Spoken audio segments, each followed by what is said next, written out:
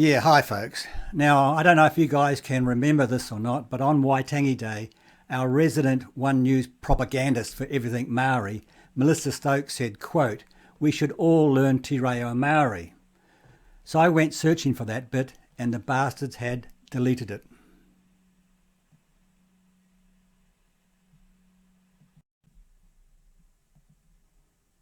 No mai, haere mai, ki ngā pūrongo o te ono karaka. Welcome to One News Tonight. Waitangi Day has been marked by New Zealanders across the country with hikoi, haka and whānau. Many hitting the beaches, making the most of the sunny day off. Kids took to Waka Ama in Porirua and supersized that in Waitangi, where there was a stunning display of warriors on the water. In a moment, we'll look at how Kiwis spent the National Day, including the politics of it. In the capital and in Christchurch, hundreds marched for Māori rights. Shortly, we'll cross to Waitangi to our Māori Affairs correspondent, Te Huri Hanganui. First, senior political reporter Benedict Collins was with the Prime Minister, who unusually was far from the far north, visiting a marae in Akaroa.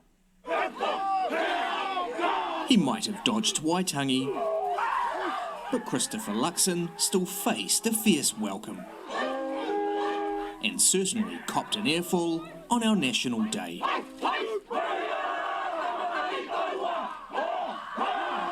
Then getting a front row seat to hear exactly what Ngāi Tahu makes of his government's Treaty Principles Bill. As a national party that fails to take leadership on matters of fundamental importance to the identity of our nation is not worthy of its own name. If our country continues to divide and fragment, we will lose the trust and stability. We will lose the fundamental good faith that makes economic growth and prosperity possible. The Prime Minister took it on board. Look, I thought there was really respectful but very straight-up challenge and provocation, and quite rightly so. He says the government and Ngāi Tahu are on the same page in many areas, such as economic growth being the way forward. So we've got massive alignment around our values and I think around the way we want to work going forward. Yeah, but they told you you can't deliver economic growth if you've got a fractured country, right? That was one of the things they told you. There was a number of themes that I thought put together and articulated incredibly well, and as I said, I think it was really fair challenge and provocation, but there was also very good alignment. For many who came to Akaroa's Onuku Marae today, the government's controversial bill was top of mind. And I think that this is a moment in history that Christopher Luxon is the leader, the rangatira, and also the iwi, the hapu, can actually unite and really keep the treaty alive. I can't understand quite why, but everything seems to be very anti-Maori that comes out of the government. Yeah. What do you make of it? It seems a ridiculous way to run a country if you want to offend, a large part of it. Up at Waitangi, some were unimpressed with Ngāi Tahu for rolling out the welcome mat. Ngāi Tahu also is implicated in the fact that they are being used by this Prime Minister to not be at Waitangi. I'll accept any criticism people want to level, but at the end of the day, we invite who we want, and if they accept that invitation, that's on them. Do you think you let them off the hook a bit, though? No, not at all. Proceedings today briefly interrupted by protest of a different kind. Christopher Luxon is a genocide supporter. Christopher Luxon failed under his obligations. The police marching him out, while his fellow protesters did their best to drown out the PM's speech. I'll bring in Benedict for more on this. Kia ora, Benedict. This is the first Waitangi Day. Christopher Luxon's not going to Waitangi. How did it go?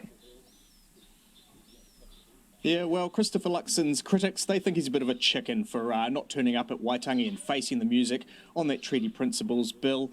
But Christopher Luxon told us today that it's always been his plan to get around the country to different marae where the Treaty of Waitangi was signed, like down here in Akaroa. Although this year you've got to say that was very politically convenient for him to be down here and not up north. But in saying that, while he might have got a bit more of a mellow, a bit more of a respectful welcome here in Akaroa, you have to say Ngāi Tahu, they told him to his face that they think that race relations have really plummeted under his watch since he's been the Prime Minister over the last 18 months, and they really cannot wait to see that this Treaty Principles Bill killed. Now, I also spent a bit of the day talking to people connected with the Maori, asking them about, why it was that they gave the Prime Minister quite a respectful welcome today. And they told me that, look, they've always been known as a place that really treats their guests well. They always love to show their guests a lot of manaakitanga. They love to be good hosts down here. At that same time, they said, they cannot wait to see the back of this bill. They think it's really harmful. Tēnei te mihi atu. Thank you very much, Benedict.